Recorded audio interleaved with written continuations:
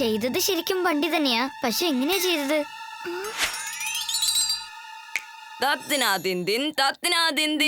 ഞാനിപ്പോ ഏത് ജോലിയാ ചെയ്യേണ്ടത്? പറയൂ വീർ.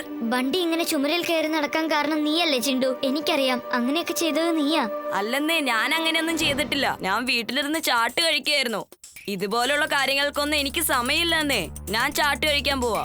എല്ലാ കാര്യത്തിനും എന്നെ വെറുതെ കുറ്റപ്പെടുത്തിക്കൊണ്ടിരിക്കുക. എന്റെ ചാട്ട്. എടാ നിക്ക്.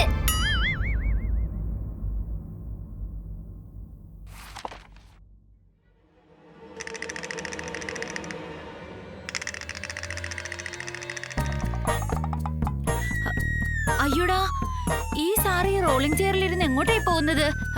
ഏയ് സാറേ, അവിടെ നിക്ക്.